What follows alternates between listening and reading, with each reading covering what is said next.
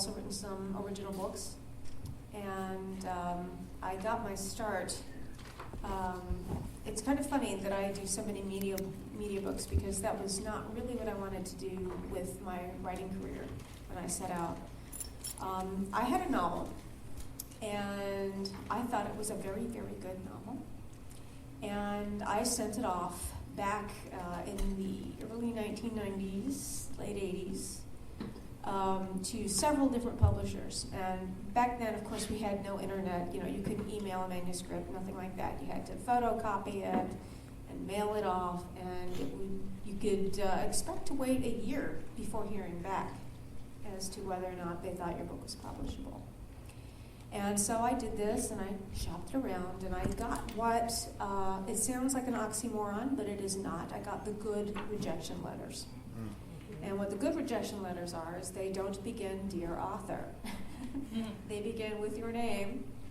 And the editors went on to say, we liked this, but we didn't think it was right for us.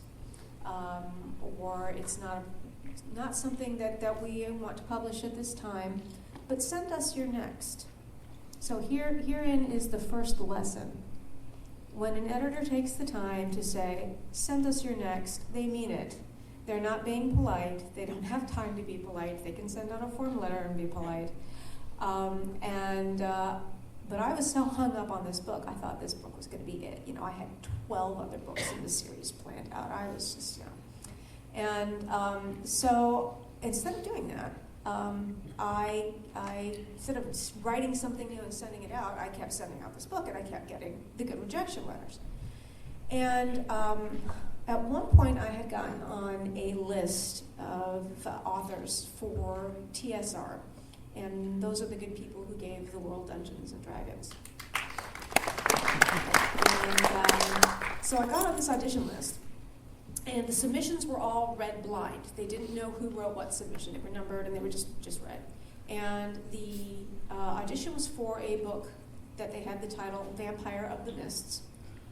And I never liked that title because everybody says vampire in the mists, like gorillas in the mists, and it just was like not a cool title. But I asked the audition. And I remember thinking, well, they had this idea that they wanted. They had this young vampire named Strahd, who is the lord of the land of Ravenloft. And they wanted an old vampire from the Forgotten Realms to come and kind of teach him what it's like to be a vampire. In other words, they were pretty much looking for an interview with a vampire, older, younger vampire dynamic. And I started thinking, I was like, okay, so this world is fantasy, science fiction. This world is fantasy and horror. So we have the horror element covered by vampires. Well, what is the number one trope in a fantasy novel besides a dragon? Elves. Everybody's got elves. So I'm like, I'm going to make him an elven vampire. And lo and behold, that book sold like crazy. They took it out of print, and then they put it back in print, and then they took it out right as Twilight was getting popular. Because they were just canning the whole line. And I was like, we all could have made so much money. Everybody was like, ooh, angsty vampires. The whole world was into angsty vampires. And I'm like, have one. So that is one of the great, the ships that sailed that is unfortunately part of any writer's career. You have things that don't work out. But the good thing about that was that it taught me how to write fast because my deadline was 3 months. And, what am I going to do? Not do it? Here's this incredible opportunity. Am I not going to take it? Of course I'm going to take it. So that really taught me how to write fast, and it taught me how to work with other properties. And it really kind of primed me and set me on this course of writing media work. Now, what I've learned through this is a lot of things that could be applied. 99% of this can be applied to any writing, not just media work. And like I said, I've written, by the way, that novel that I shopped around, it never sold. But I did write 2 books set in that universe, so it was not an entire waste of time. So that was kind of fun. So what I'm going to share with you today are things that I have had to learn on my career. I know dialogue. I know how to write dialogue. I know how to invent characters, and I cannot tell you how I know these things. I just do. You know, the characters show up, and then they talk to me. That's not going to be very helpful. We'd all be out of here in 30 seconds. But there were some things that I have struggled with, and that I had to teach myself how to do, and find ways to work with my quirky little brain and bring that into my skill set, into my toolbox. And those are the things I'd like to share with you today, so you do not have to emulate my struggles. But your first note is when an editor says, send us something else, send them something else. Don't waste 7 years. My writing is very lean. It's very straightforward and to the point. I don't really go off on travel logs or the history of a place or whatever. I'm trained as a playwright, and I think that shows, again, characters and dialogue. So having to write for certain franchises that have big epic stories was a little bit of a challenge to me. And especially things like Star Wars. What do we have a lot of Star Wars in? Space battles. Who doesn't like to write space battles? But I found ways to do it, and I found ways to like it, so that I'm thinking, oh, space battle, cool, I know how to do that now, I can do this. My weaknesses, before we get started, I'm going to just call on some others. What areas do you find challenging? Because I think it's kind of fun to know that we're all struggle with things. Yes? Violence as a whole. Violence as a whole. Yes? Settings?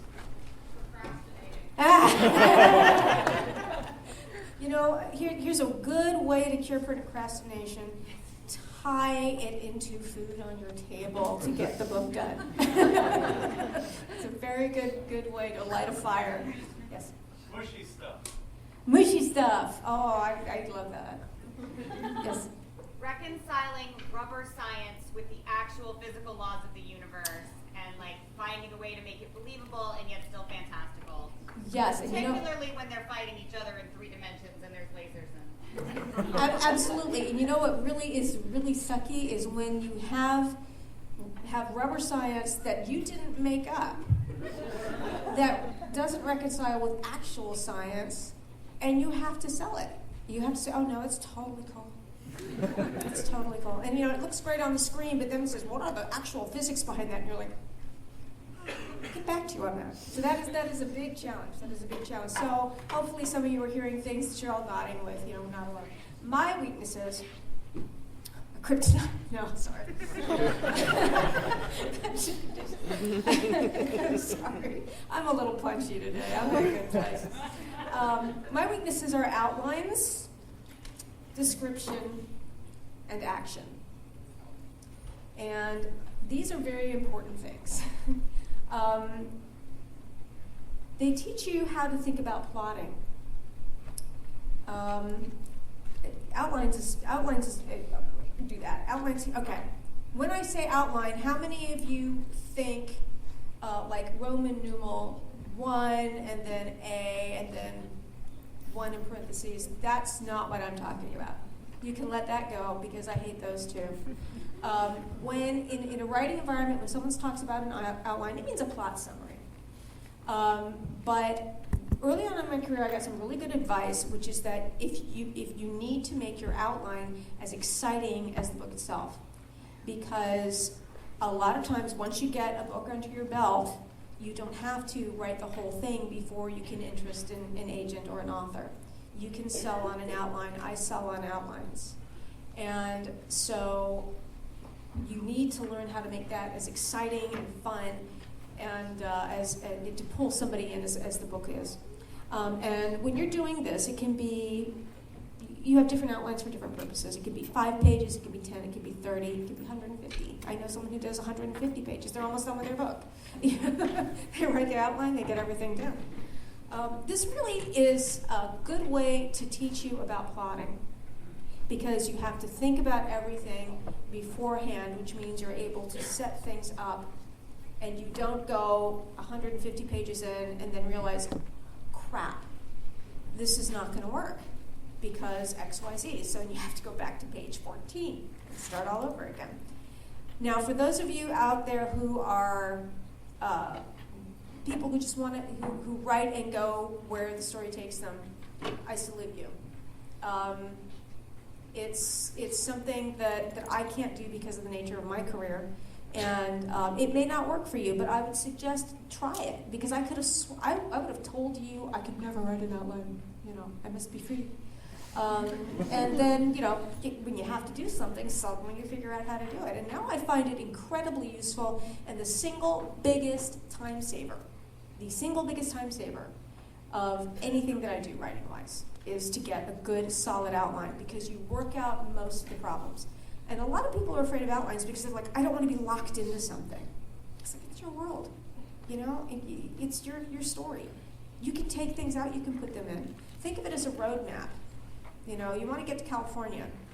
You kind of want to know what's between you and California. And you may start out on this way and go, I'm going to go see this city and this city and this city. And you go, you know what, I don't want to see that city. I want to go and sit by a stream for an hour instead. So an outline is a roadmap rather than, something that's set in stone. But it will help you to think forward, get some of the biggest problems settled, and save you a lot of time so that you don't bump up against them and then have to spend 4 weeks trying to figure out this knotty problem. I had a friend of mine who I suggested that to, and she says, oh, no, I do not outline. And she called me at one point, and she said, so Christie, I'm working on this book. And I said, yeah. And she says, I'm 200 pages in. I said, yeah. And she says, it's not going to work. And I'm like, okay, so what are you going to do? She said, I'm going back to page 14. And she literally did. She realized she had a problem early on that she wanted to go one way with it, and it just wasn't working. So, and I was like, what did I tell you to do? You told me the outline. I'm like, yeah, I told you the outline. So I would suggest starting with like a 5-pager. Just kind of put this thing down, and you can even do bullet points to start writing. Just put this down, have some ideas, know where you're starting, know where you're ending, know 2 or 3 things in the middle, and then just kind of start breaking it down and elaborating from there.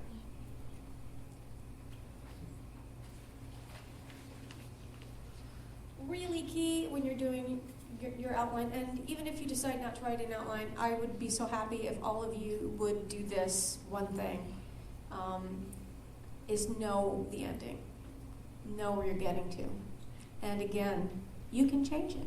You start writing, you realize this is a different story than you set out to tell, it's going in a whole way, fine. But there's something about knowing where you're going that puts a framework around what you do, and so you're not faced with, I can write anything, because I'll tell you, the surest way to a blank page is I can write about anything, because you're like, well, I have the whole universe to write about, I'm getting paralyzed.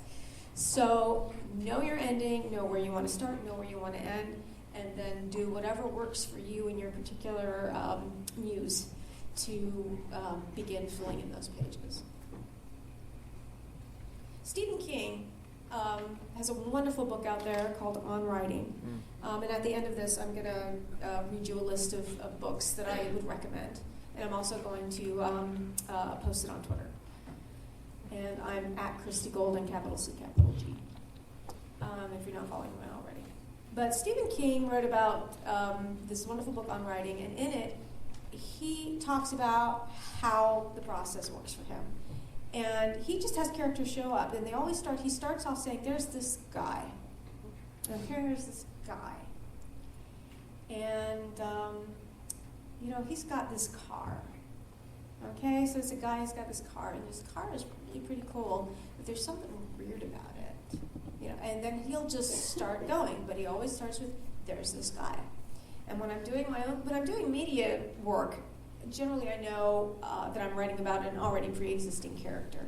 But when I'm doing original work, I get to have my own characters as the main characters. So I just wait for someone to show up. I wait for the sort of story to show up. For Instrument of Fate, which was my first original novel set in that world, the first book never saw the light of day, I had this girl. She was, a teenager in her late teens. And I'm like, well, what's special about her? It's like, she's scared. Okay, good. She's scared. What's she scared of? I don't know. And what does she know? No, she doesn't know. But something's following her. Something wants what she has. Well, what does she have? She doesn't know what it is, but she's got it, and that thing wants it. And I'm like, and we're off to the races, right? You know? So start doing that. Start asking your character these questions when they show up, and just kind of feel it out. As I said, bullet points, and that's where you put all the cool ideas. You know, someone is after her. She knows something. Maybe she has something that she doesn't even know she has. And you can just start, and it'll kind of you start asking these questions, and it'll lead to other questions, and you're going to start discovering all kinds of things about your story and about your characters. And when you start connecting those bullet points, that's where you see the weaknesses. You're like, well, I like this bullet point, and I like this bullet point, but how do I get from there to here? So that's another good way to kind of keep pulling you along in your progress. And then you just take those things, you take those notes, and you just start fleshing them out in paragraphs. And next thing you know, you look back, and it's lunchtime, and you're like, I have an outline. Yeah, so that's pretty cool. Some of the things to be aware of: sentence and paragraph volume does not equal pages. You know, for instance, I might take a whole page to describe a political situation or an emotional crisis. But in my outline, it's like a battle occurs, or, character X and character Y break up. There it is in my outline. It's not that much. It's a huge part of the book, but it's not. So it's not evenly divided. It's not like I have written 10 pages, and each page is equivalent to X number of pages in a book. Doesn't work that way. It's uneven. Some have different weight and different import.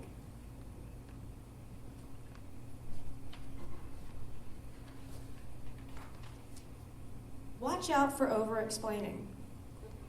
Watch out for under-explaining. It's very tricky. You want to get it across to your reader so that they understand, but you don't want to condescend to them.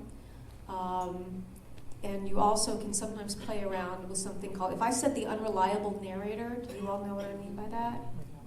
I see a few nods. Some people, nobody unfamiliar with that phrase? Okay. The unreliable narrator is a point of view character, and sometimes it's first person, but not always. That it's a point of view from a character, and you're going along going, this is my narrator. This is the person whose head I'm going to be in for this story, so everything that they're telling me is real and accurate. And sometimes authors like to play with you, because a character is not necessarily a slice of perfect truth. So that can be a fun thing to try and play with as well. When you're writing, when you're structuring something, if you know your character is unreliable, where you can put some of that in and where you can put more reliable things in. Okay. Description. To this day, description. I will die and I will hate description. It's never going to be something that I get up in the mornings and go, I get to describe something today. And it just doesn't work for me.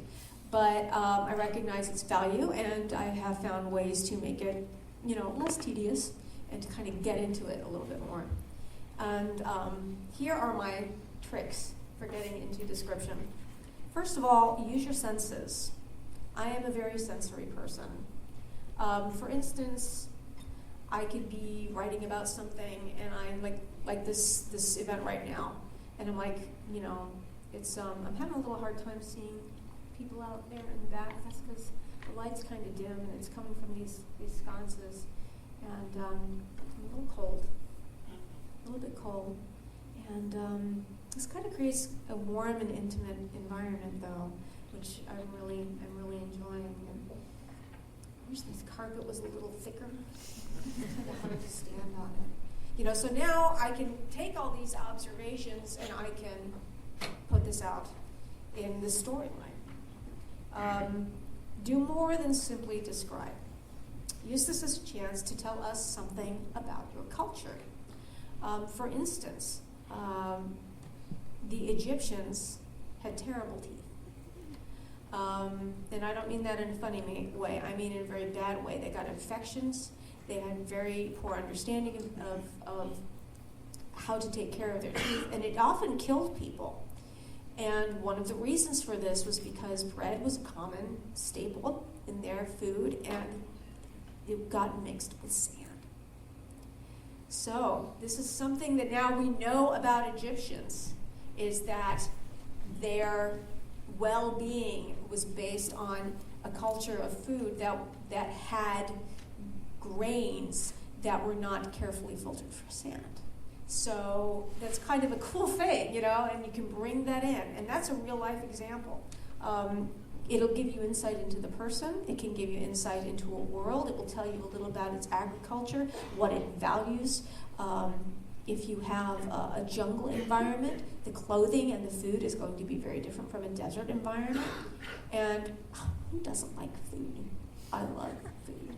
I love eating, I love cooking, and we have this culture of breaking bread. So that's a really good way to kind of get into the description, is to set a table, and you can help set a scene. And I just made that up.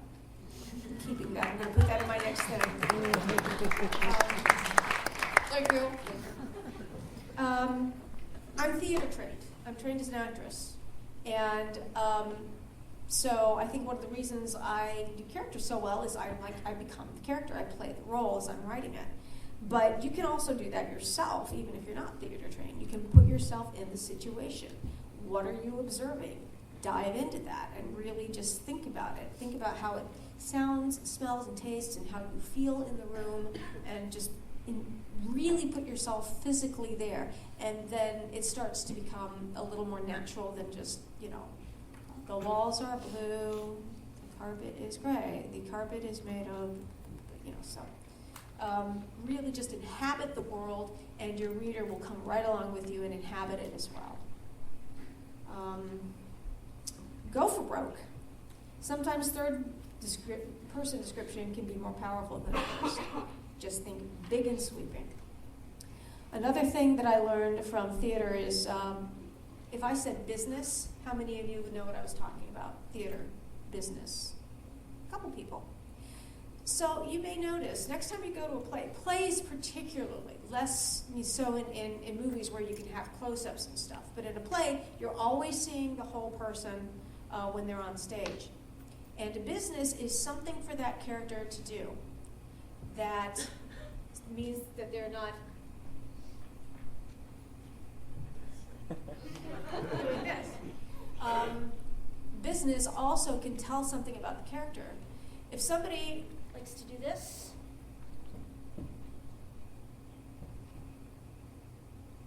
that tells you a lot about that character. If somebody likes to do this, that tells you about the character too. So think of business, think of things that they can do. It's great for interrupting walls of dialogue. You have somebody saying something, and then they picked up the knife and began to cut the vegetables.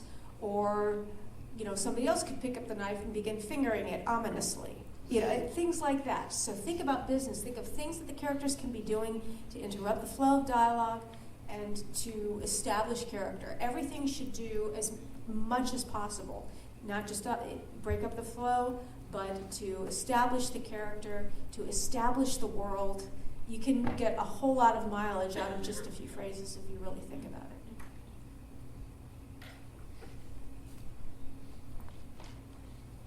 Figure out if you need it. Sometimes you don't. A friend of mine said in my writing career, I love these characters, I love the dialogue, I love this world, it sounds so cool, but they're all floating in space. Nobody's present, nobody's sitting on a chair, nobody's wearing a dress, nobody's doing anything. So you need to have that to help with the character. But sometimes you don't need it. I freaking hate travelogues.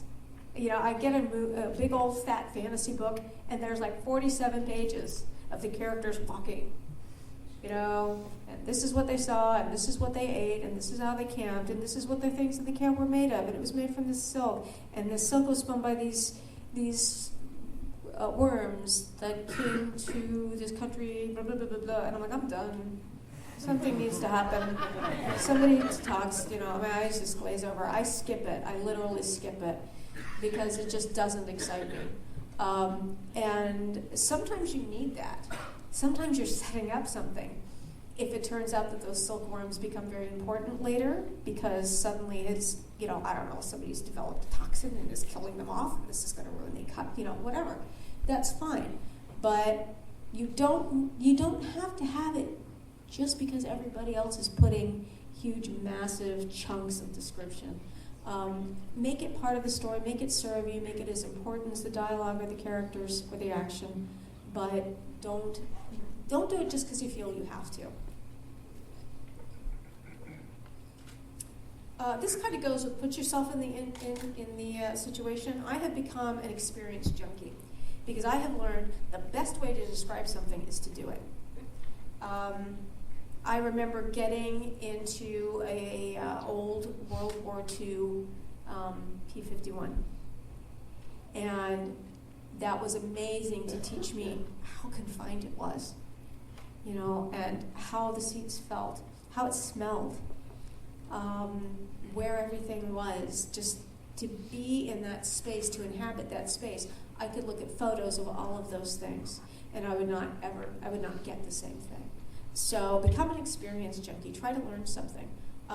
My favorite example of this, and which is highly appropriate for this gathering, is I studied the Korean art of sword fighting called Haidangumdo. And the interesting thing about Korean sword fighting as opposed to the Japanese is that Japanese is the way of the samurai, which is one strike, one kill. And the Koreans were a nation that was beset constantly throughout their history. They were at war. So their lesson was to learn how to fight multiple opponents from all sides. Who does that in Star Wars? Jedi do that in Star Wars. So I actually found it was incredibly useful to me to go to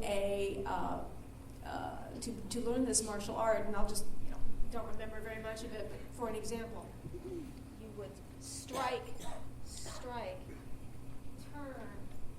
strike, at all sides, and there was a motion that you could use. There was a specific thing that you did.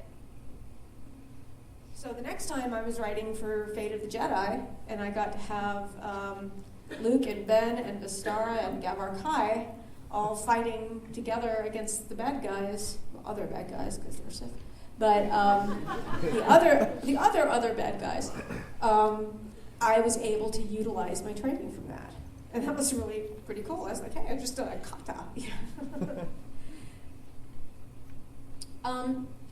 The dirty little secret for writers are the DK Eyewitness books. We love these. I thought it was just me. And they're designed mainly for kids, but they are crammed with photographs, with lots of details for weapons and clothing and everyday household items for different eras. You can get pirates, you can get Viking, you can get ships, you can get bridges, you can get whatever you need from these DK books. And I confessed my dirty little secret to a fellow writer once, and she's like, oh, I do that. And I'm like, oh. So I felt a little bit better. But they are incredibly useful because it's like they're tailored for us, because they focus on the things that we find out that we need once we get into a book. We don't think we need them going in, but you get into that and you're like, oh man, what did they sleep on? What did they have stirrups? What did they look like? I don't know. So these are very, very useful. They're also useful for creating fantasy or science fiction world because you can kind of riff on them. You can look at what's there and take it one step further and make it very, fantastical or science fiction-y. So the DK books are excellent resources. All right, this is my favorite part of the whole thing. Examples of some scenes described in different ways. So I've been talking to you about ways to get into a scene and things to look for. So here's the same scene described in the points of view of two different people. Sundara had never seen anything this grand. Slowly, she stepped inside, overwhelmed by the space, the light, the delicacy of the furniture. Miles above her, it seemed, arched a curved ceiling decorated with beautiful, brightly hued scenes from mythology. The walls were adorned with art and exquisitely carved sconces. Even the floors were not beneath care and attention. Her poorly shod feet crunched rushes, and a sweet scent was released with their destruction. How wonderful to be so rich, she thought, to be able to carelessly throw away money on something one destroys without a thought for a brief instant of a pleasant smell. See, you know the scene, you know this character. You've got business, you've got her stepping on something to experience her environment. So now you go away with that. Just this paragraph, I've told you a lot about the place and a lot about the person. Character B. Lord Falston and his retinue exploded into the hall, their voices loud and raucous in the too pristine environment. Muddy boots obliterated delicate rushes as they stomped inside, and even the dogs tumbled in pell-mell. He handed his weapons to his servant, frowning at the fussy delicateness of the room. His mother might have enjoyed the portraits of family that adorned the walls, but Falston had no love of his ancestors, and he and his companions were too large for the tiny, fragile pieces of furniture. Even as he watched, one of his dogs hopped onto a chair, panting happily and staining the delicate green silk beyond repair. Falston laughed. Better. Now that the castle was his, he would do as he wished. Same room. Totally different character. And you've learned things about the room, and you've learned things about the person and their attitude toward it. Okay, action. This is like description. I don't like fights. I don't like battles. But there's a difference. One is up close and personal, another is much more a tactician. You'll find if you read my books, there are certainly a lot of battles and confrontations. What interests me is not the massive deployment of arms and the strategies and this company attacking here while these bring up the rear, blah, blah, blah, blah. There are people out there who do this beautifully. I'm not one of them. What I am much more interested is the guy standing there with the old rusty musket, his family behind him, terrified, not knowing what to do. That's much more interesting to me, is focusing on the individual. So that's what I do. To get into some action, I really hone in on the individual. What are their emotions? What's important to them? Why are they fighting? How are they feeling about it? And in extreme emotional situations, our senses are heightened. So we go right back to the description, interweave all that in. So how to do it. Remember the trick about the senses? Do it here. Taste blood. Feel cartilage crunching beneath your fist. Smell the stink of fear. Get in there. It's visceral. Violence. Who had issues with violence? You had issues with violence. Try and get into it. Try and put yourself into that and really be aware of what you're feeling and what's going on. Here's a dirty little trick, which I love. This is pure calculation. This is not emotional or talent or anything. This is pure calculation. Use very short words and sentences to create a sharp, tense feeling. I read a Dean Koontz book, and it was building up to a confrontation, and it was about 4 or 5 pages long, and it was really intense and really scary. And I was just so blown away by this. I was like, I got to study this. What has he done? And so after I read the book, I went back to that passage, and I noticed that he used a lot of sharp little words. It was compact because suddenly that tells your brain, go fast.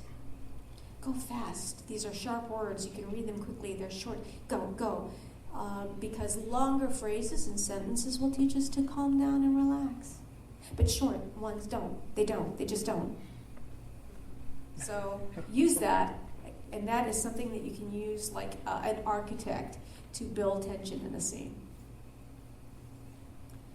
And as I just indicated, you can do exactly the opposite. If you want to create a feeling of comfort and languor and slowness, use larger words and longer sentences.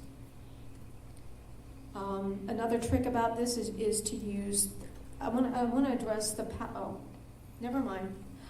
According to my syllabus, that's number 7, so I'll wait. Again, I talked about learning how to fight. If you want to know how to do actions, learn how to create action. If you want to know how to do a fist fight, study boxing. If you want to learn how to do sword fighting, do sword fighting. Look into your community. They have all kinds of activities. I'm in Arlington County, and Arlington County had a medieval weapons class that unfortunately not everybody signed up for, so it got canceled. But look around, there are all kinds of things out there now. We're living in a wonderful world where the odder things that we all enjoy are becoming much more appreciated by the mainstream. So this would be a great chance to go out and try and take a class on something. Watch TV shows. History Channel had a show called Conquest, and that was a pretty good one. That was pretty solid, a lot of good action in that. There was a show called Dogfights, which was about one-on-one fighting with aeroplanes throughout history, throughout World War I and World War II, and into Vietnam War. Fascinating. They had a lot of models, they had a lot of still shots and things like that helped me really understand it a lot better. Approach the pros. Most people love to talk about what they do to an interested audience. So if you can find somebody who's a wood carver, they're going to love to talk to you about it. And then the next thing you know, your character who's a wood carver, you've got, remember, business. You've got great business for him to be doing while he's having these conversations. And this is one of my favorites, is the power of the one-sentence paragraph. Reading is a visual experience. And audiobooks also approach this because as the voice actors are trained to do so, they will put additional heft on the one-sentence paragraph. But when you are physically reading and you see a one-sentence paragraph, it's basically shorthand from the writer saying, this is big. This is big. This is important. Here, bring your attention to it. I've created a visual standout cue for you to know that this is important. I used to teach writing through Writer's Digest School. I still do editing from time to time. And I had one writer who didn't quite grasp when it was appropriate to do that. And she had a character sitting down for breakfast, and in her one-sentence paragraph was, she buttered her toast. And I'm like, is she allergic to glucose? I don't know. Is this dire? Should I be paying attention to this? And I gently told her, you're singling this out for us to pay special attention. Is this going to have a payoff? And she's like, no. And I'm like, it doesn't need to be a one-sentence paragraph. But I mean, that's where you use it in the dramatic scenes. It's like when something has happened and it's like, she called out, she was alone, she was frightened, she called out, no one answered. That's when you use it. You want to have it, it's a visual punch, it's an audio punch, it's a great way to, it's like conducting an orchestra, to hone something and to draw the reader's attention to it. The ultimate sin in your writing is to be boring.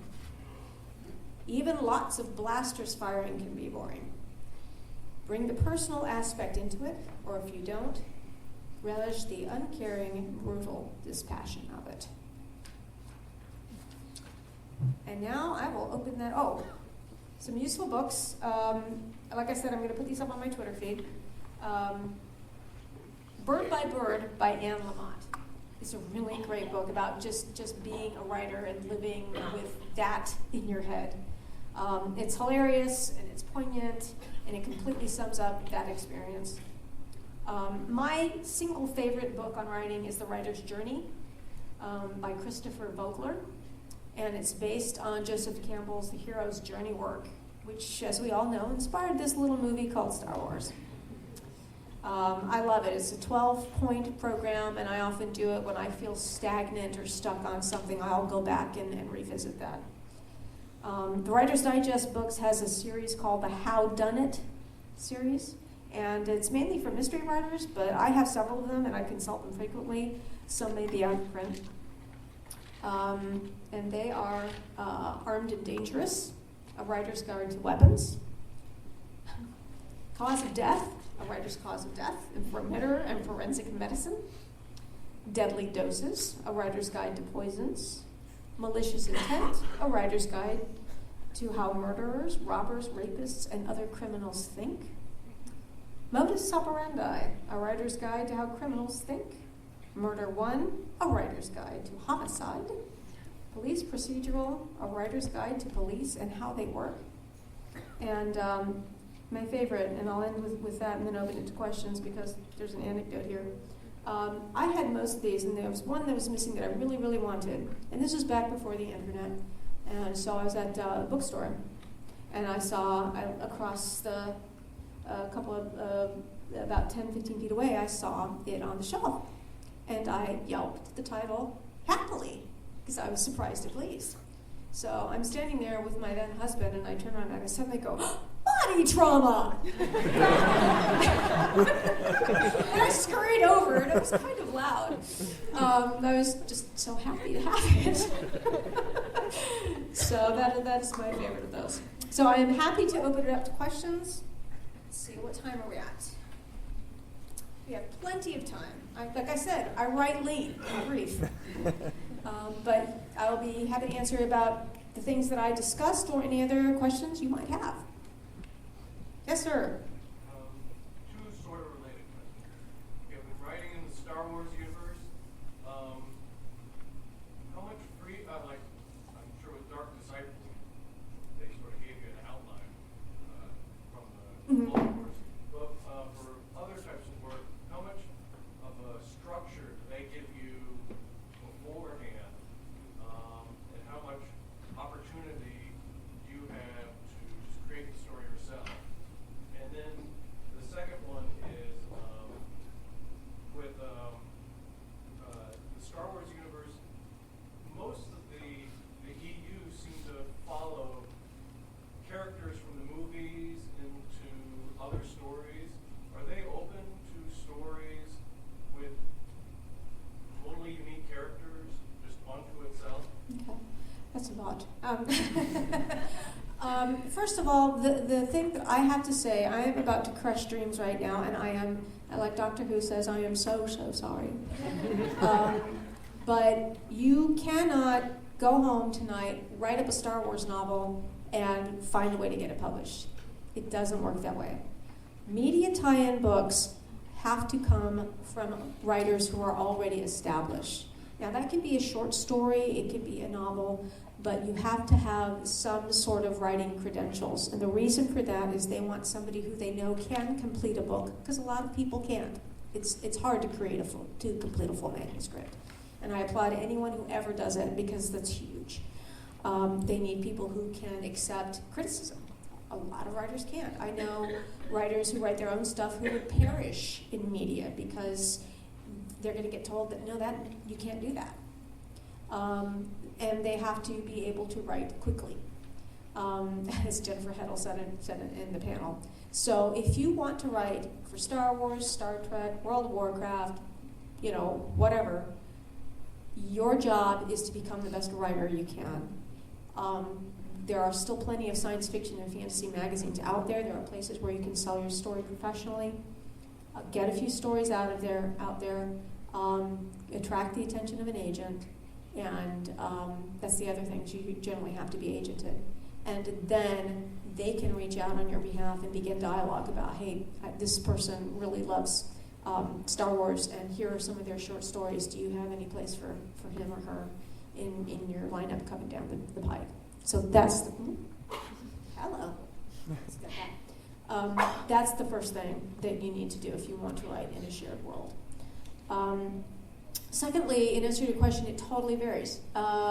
Blizzard is the wackiest one of them all, because it's been everything from what do you want to write to here's a 40-page outline.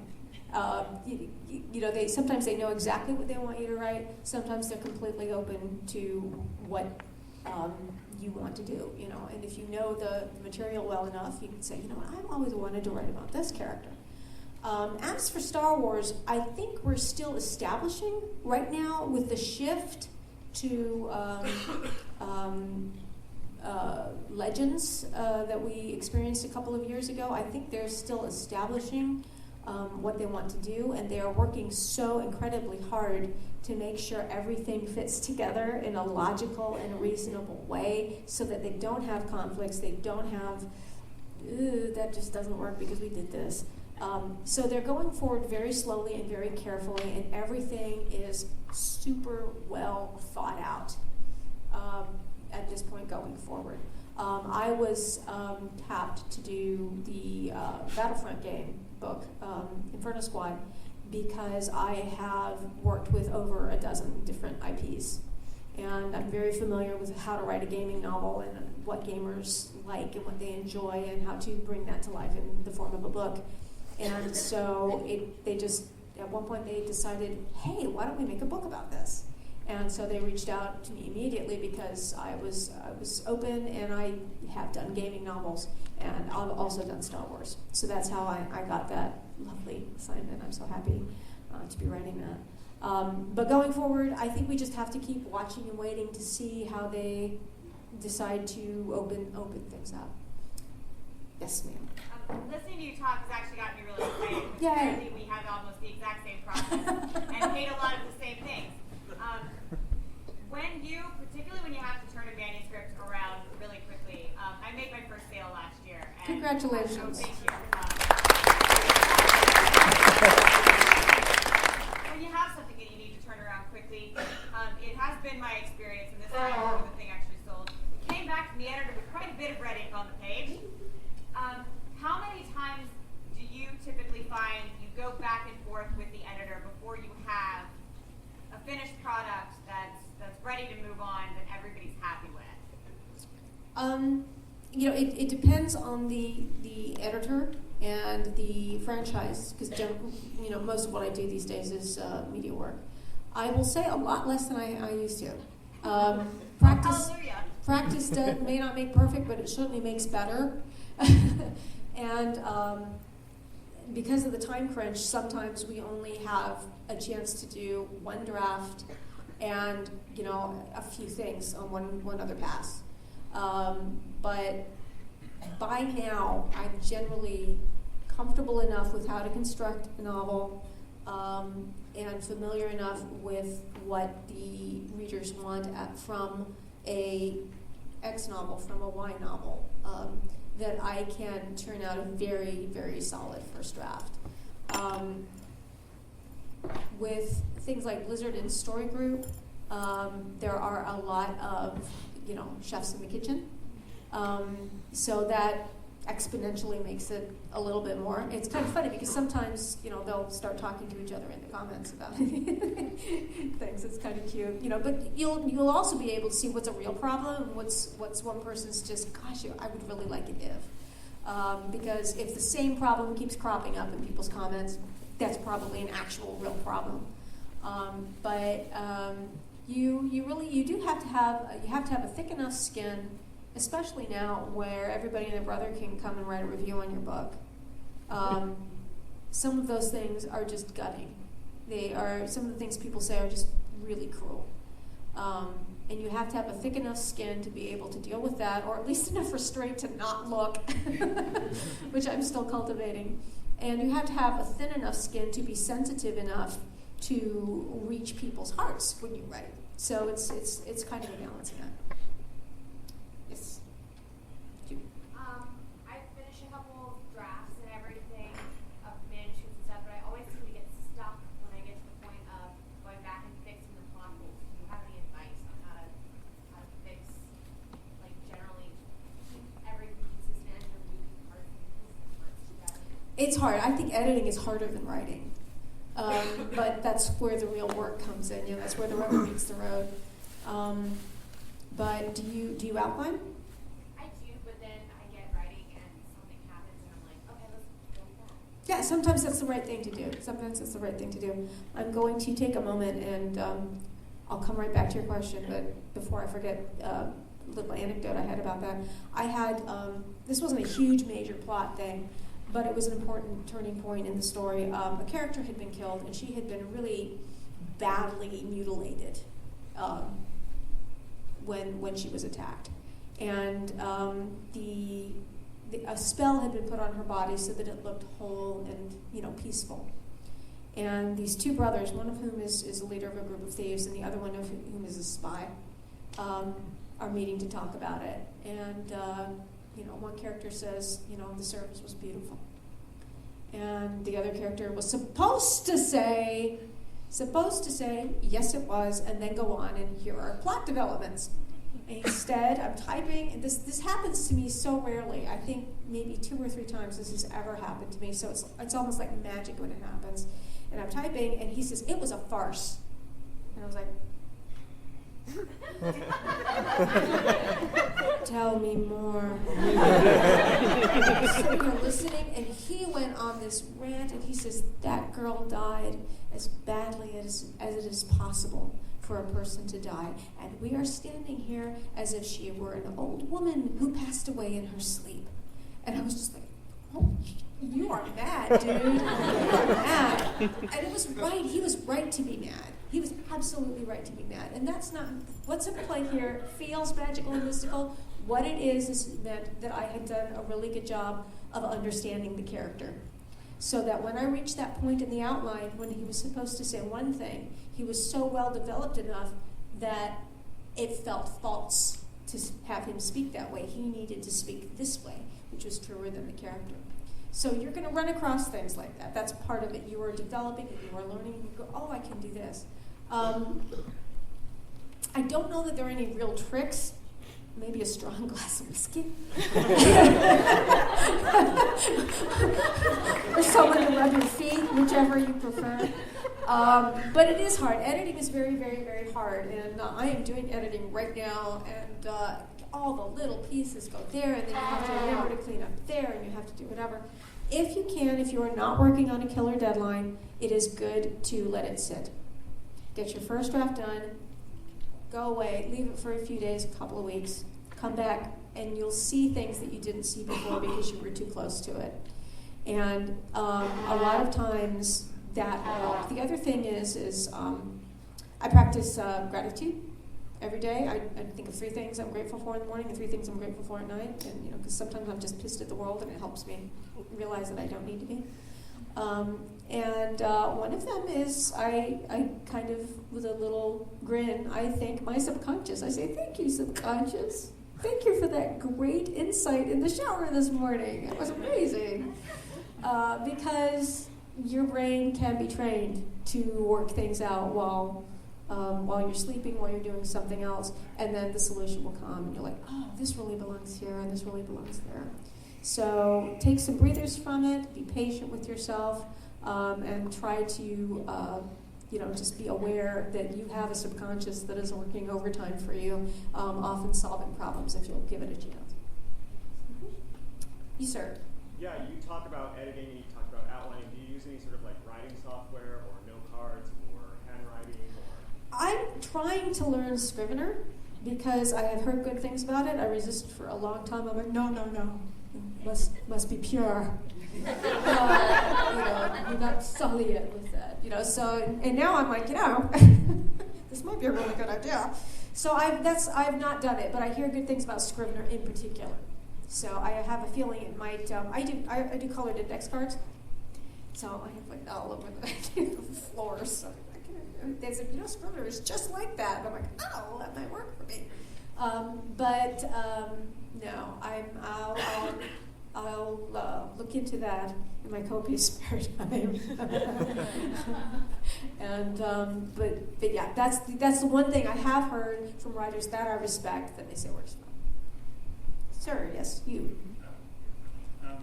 Any tips on making a character sympathetic to the people around him or to the reader without it coming off too angsty or too emo or without it being, over-explained, Again, it's really hard for me to tell people how to do character because just do it. They show up and they talk to me. But I would say, again, you might want to try my little trick of being in the character and trying to think about where he's feeling and where he's thinking, and if this were you, if I were this person, how would I react? And that might be useful to you, to just try and settle inside and get in their skin. Yusuf, back there. When you're in the outlining process, you have the characters at the start, and you know where they'll be at the end. But I feel like the hard part in like an action fantasy story is they'll inevitably face those impossible odds. Everything seems hopeless. How do you kind of reason out how they get over that hump at the end and get to the climax? How they deal with being discouraged?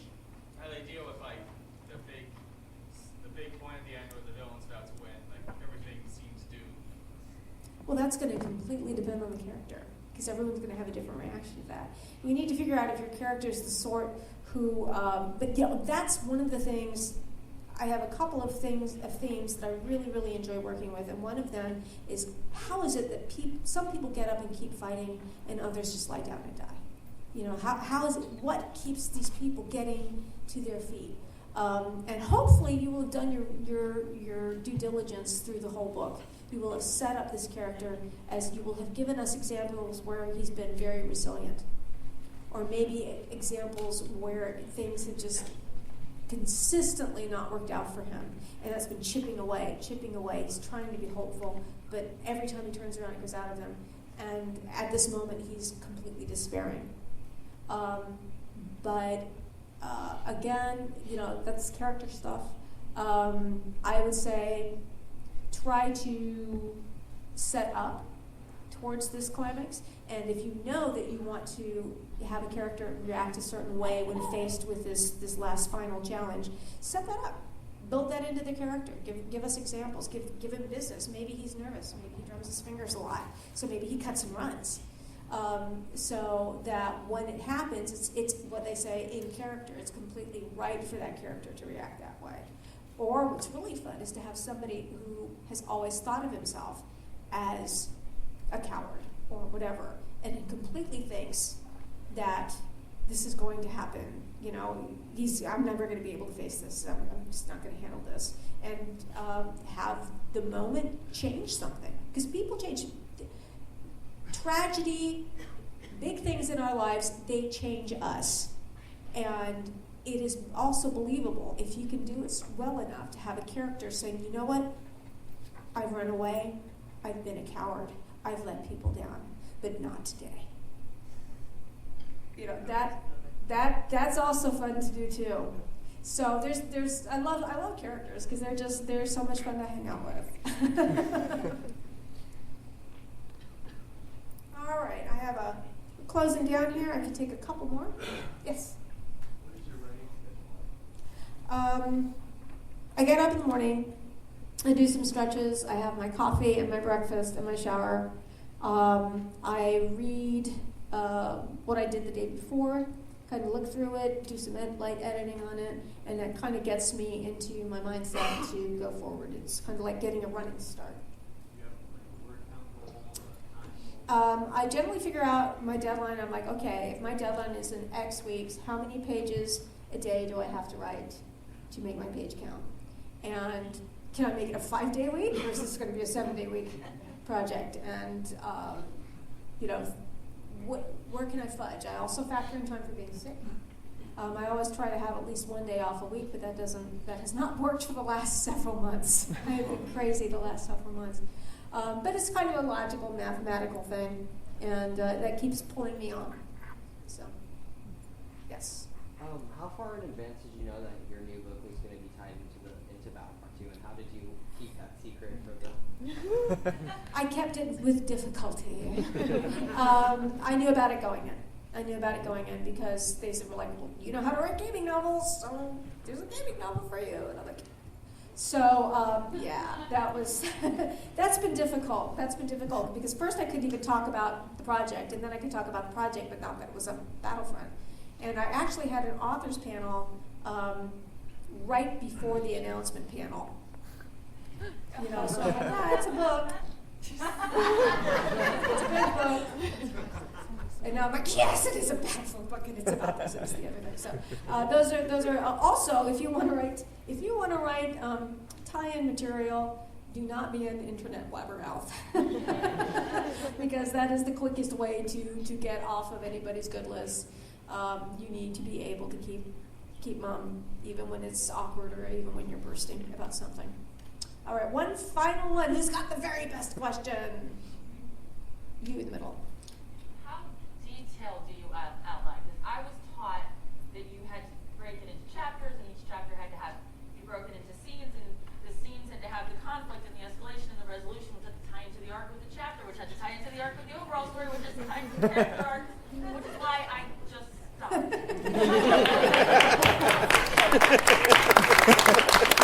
A lot of people let themselves be intimidated because they're like, there's no one right way to do an outline. Just start listing what you need to learn. Just start going through what questions that you have. Bullet pointed, make it 5 pages, make it 20, make it 50. Do whatever feels right to you. I put in dialogue. When I get dialogue, I'll put my dialogue scenes in there, or I'll have this thing, or if I have a description for an item that I don't want to lose, I'll write that down in there too. What you're doing is creating a template to kind of gather all of your thoughts together and then put them in some kind of order so that when you sit down for that blank page, you're not going, I don't know what to do. So let that go. Let it go. Let it go. It's cool, and it lasted like 5 years ago, and I haven't done anything. All right. Well, I think we're going to wrap it up now. Thank you all so much. Thank you.